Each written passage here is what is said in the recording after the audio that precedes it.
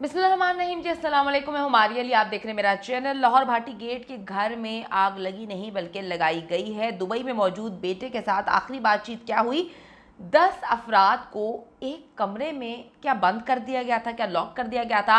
आग बुझाने की बजाय घर वालों को बाहर निकालने की कोशिश जो है वो क्यों नहीं की गई? क्यों रेस्क्यू का अमला जो है वो घंटों लेट आया? और जब वो आता है, आकर जो है बड़ी ही नज़ाकत के साथ पाइपों को खोल रहा था, उनको ये एहसास नहीं था कि 10 लोग अंदर जिंदा जल रहे हैं। क्या मामला है, क्या कहानी है? घर के दरवाजे पर गोलियों के निशानात हैं, 5 गोलियों के निशानात है। बाहर निकलने के रास्ते को बंद आखिर किसने किया? क्यों ये लोग बाहर नहीं निकल पाए? क्यों सिर्फ एक लड़का जो है वो बाहर निकल पाया? शॉर्ट सर्किट था, फ्रिज कंप्रेसर जो है वो धमाके से फटा था, या फिर पेट्रोल बॉम्ब था? हैरानकुन इंकशाफात आज की वीडियो में करेंगे।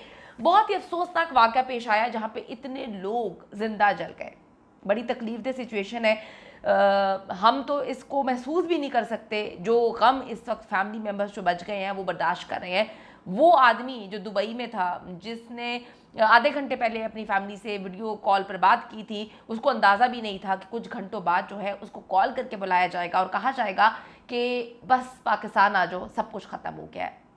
समझने की कोशिश कर रहे थे जितने रिश्तेदार थे कि एग्जैक्टली ये मामला हुआ क्या। और इससे पहले कभी हमने ये मामला इस तरह से सुना नहीं है कि फ्रिज में आग लगी और आग इतनी भड़की कि पूरे के पूरे घर को लपेट में ले लिया और ना ही फैमिली बाहर निकल पाई। और 8 मिनट की दूरी पे थी रेस्क्यू 1122, यानी कि फायर ब्रिगेड जो है 8 मिनट के अंदर अगर नहीं आती तो 20 मिनट के अंदर ही आ जाती। रात को सड़कें आप सबको पता है कि खाली होती हैं, लेकिन जो उनका रिप्रेजेंटेटिव है वो आकर फजूल बकवास कर रहा है और कह रहा है आपको तो पता है कि जी मामला रोड पे बड़ा रश होता है। भाई तुम्हारे किसने रोड पे रश लगाया हुआ था? उस वक्त रोड तो बिल्कुल सुनसान और वीरान होते हैं। रात को हम भी सफ़र करते हैं, हमें भी पता है। अब जी एग्जैक्टली मामला क्या हुआ? ये घर के दरवाजे पे जो है ये 5 गोलियों के निशानात क्या है? क्या इससे पहले भी इन लोगों को कोई मारने की कोशिश कर चुका है? क्योंकि गोलियों के निशान होना बड़ी अजीब सी बात है। इसको इस एंगल से क्यों नहीं देखा जा रहा कि ये कत्ल है,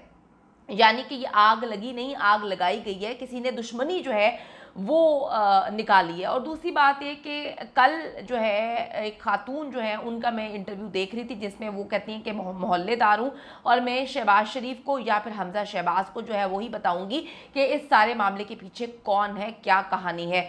शहबाज शरीफ के बेटे हमजा शहबाज वहाँ पर जाते हैं और वो कहते हैं कि जी बड़ा दुख हुआ, हम इस दुख में आपके साथ खड़े हैं, लेकिन कोई गवर्नमेंट को बताए, कोई पंजाब हुकूमत को बताए। पंजाब हुकूमत वाले जो हैं वो यहाँ पर, पंजाब पुलिस के जो आईजी हैं वो तो यहाँ पर जो है टिकटॉकर्स के साथ वीडियोस बनवाने में और तस्वीरें खिंचवाने में लगे हुए हैं। पंजाब की अगर गवर्नमेंट कोई स्टैंड करती है तो उनको देखना चाहिए कि क्यों, किसके कहने पे आके रेस्क्यू की गाड़ियाँ जो है वो फायर ब्रिगेड की गाड़ियाँ वहाँ पे बहुत देर से पहुँची। क्या ऐसा मामला था? और वहाँ पर जाके जो एनी शाहिदीन ने बताया है कि ये लोग आग बुझाने के मूड में नहीं थे। तो ये मूड किसने इनका बनाया था? किस चीज़ के हवाले से इनका मूड बना था? अच्छा जी, मैं आपको बताती चलूँ कि ये मामला जो है इतना नॉर्मल नहीं है जितना दिखाने की कोशिश कर रहे हैं कि जी फ्रिज में आग लगी, कंप्रेसर फटा, आग लगी और सारे लोग जिंदा जल गए। बड़ी अजीब सी मिस्टीरियस सी बात है। 11 अफराद जी उस कमरे में थे, एसी लगा के जो है वो बातें कर रहे थे। जोहेब जो है बच गया, उसने बताया कि पहले जलने की कोई बू आई, हम भाइयों ने देखा कि हमें कुछ नहीं मिला, हमें कुछ समझ नहीं आई। फिर हमें छोटे छोटे धमाकों की आवाज़ आना शुरू हो गई। कमरे का दरवाज़ा खोला तो आग का बगोला जो है वो कमरे में दाखिल हुआ। जोहेब कहता है कि इस लम्हे दोनों भाइयों ने फैसला किया कि दूसरा भाई बाकी अफराद को बचाएगा, जबकि जोहेब नीचे जाके दरवाज़ा खोलेगा। वो चाबी ऊपर ही भूल आया, नीचे इन्होंने घर में लॉक किया हुआ था।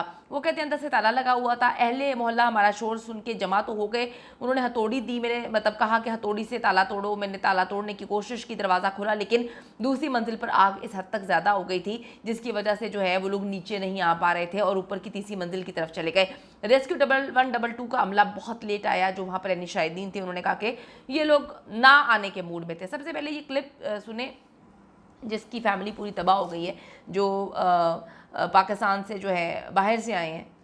यहीं से हम रास्ता मापना शुरू करते हैं और जाके देखते हैं कि कितनी दूरी है यहाँ से रेस्क्यू का या फायर ब्रिगेड का जो ऑफिस है कितनी दूर है। मेरे भाई ने और जिस कमरे में मौजूद था आदिल हुसैन जाफरी, उसने वहाँ से कॉल की कि हम आग की लपेट में 8 मिनट की दूरी या 7 मिनट की दूरी पे ही दफ्तर है और ये 2 घंटे बाद आए हैं। और मेरे पास ऑन रिकॉर्ड लोग मौजूद हैं जो मेरे पास जो गवाही देने के लिए तैयार हैं कि अगर आप उनका बिहेवियर देख लेते तो मेरा मकसद कि मैं पता नहीं क्या कर जाता, मैं क्या कर देता। मुझे लोगों ने बताया जैसे वो कोई कपड़े का थान नहीं आराम से कोई खोलता, वो पाइप को ऐसे खोल रहे थे, बातें कर रहे थे, वो इस तरह से खोल के फिर एक दूसरे से पूछ रहे थे जो वहाँ पर नेबर्स खड़े हैं, फिर कहाँ से स्टार्ट करें, इधर से करें कि इधर से करें। ये फर्स्ट एड देना हमारा काम है, ये उनका एक इदारे का काम ही ये है। और वो कह रहा है कि जी बताएं फिर कहाँ से शुरू करें, मुझे दिखाएं। मेरे सुनने में आई हैं कुछ बातें कि अब ये रेस्क्यू या फायर ब्रिगेड के कुछ लोग कह रहे हैं जी हमने with in 3 to 4 minutes yes 5 to 7 minutes was at there। तो ये झूठ है सारी, कुछ बात ऐसी हकीकत नहीं है इसमें। सर आपके दुख में हम बराबर के शरीक हैं। ऐसा दुख है जिस पे आप किसी को तसल्ली भी नहीं दे सकते, लेकिन हमारे मुल्क में हर कोई इदारा काम नहीं कर रहा। हमारे मुल्क में हर इदारा जो है वो बेगैरती से लबरेज़ है और शर्म का मकाम है कि इंसान जल रहे थे, इंसान जिंदा जल रहे थे और ये बेगैरत क्या बेगैरती कर रहे थे। रेस्क्यू एहलकार कह रहे हैं हमजा शहबाज आ तो गए हैं, लेकिन आप अपनी गवर्नमेंट को देखें, आपने इदारों का क्या हाल कर दिया। अपने अब्बा जी को बताएं कि सिर्फ जो है गवर्नमेंट लेना सब कुछ नहीं होता। अपनी मरियम बाजी को बताएं कि सिर्फ इमरान खान पे बोलना जो है वो सब कुछ नहीं होता। मुल्क के लोगों के लिए कुछ करना पड़ता है, आवाम के लोगों के लिए कुछ करना पड़ता है। और ये तो अंदरून है, यहाँ पे तो आप लोगों को लोग जो है आपसे मोहब्बत करते हैं, आपको वोट देते हैं। आप लोगों ने क्या हाल कर दिया इस मुल्क का, आपने किसी इदारे को जो है काम करने के काबिल नहीं छोड़ा। आप लोग सियासत करें। अच्छा जी, मैं आपको ये बताती चलूँ कि रेस्क्यू तर्जुमान जो कि फजूल झूठ बोल रहे हैं, उन्होंने ये कहानी सुनाई है 10 अफराद की मौत घुटन से हुई है क्योंकि घर से बाहर निकलने का कोई रास्ता नहीं था, धुआं भर चुका था। जनाब आपके लेट आने से उन लोगों की जान गई है, लेकिन आप लोग तो बेगैरत हो चुके हैं, आपके अंदर तो दीन ईमान है ही नहीं, ठीक है, आपको खौफ भी नहीं है खुदा का।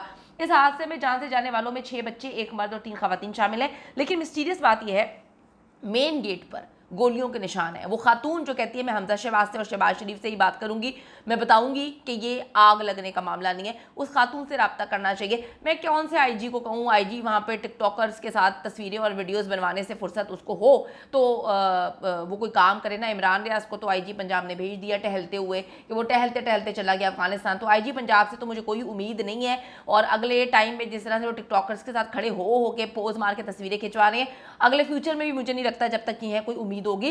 अच्छा जी, दरवाजे पर 5 सुराख थे। अहले मोहल्ला के मुताबिक वो गोलियों के निशान थे, जबकि इस घर के रिहायशी एडवोकेट आदिल हैं, उनके दोस्त ने बताया कि ये निशान 1.5 साल पुरानी है, यानी कि यहाँ पर पहले भी कातिलाना हमला किया जा चुका है। ये कातिलाना हमला ही होता है जहाँ पर 5 गोलियों के निशानात दरवाजे में हो। इसका मतलब यह है कि आप आसानी से मान लें कि जो इतने लोग अंदर जिंदा जल गए हैं वो कंप्रेसर फटने से हुआ, ऐसा नहीं है। इसकी तफ्तीश होनी चाहिए। अगर कोई इदारा इस मुल्क में काम कर रहा है उसको चाहिए कि जी इस केस की तहकीकात करें और देखें कि जिन्होंने पहले गोलियां मारी थी उन्होंने किस तरह से इस घर में सोते हुए लोगों को जो है वो मौत की वादी में पहुंचा दिया। वो बेचारे बाहर भी नहीं निकल पाए। इसमें कौन कौन मुलव्वस है। जो लड़का बच गया है उसने कहा है कि मुझे भी ये कत्ल का मामला लगता है।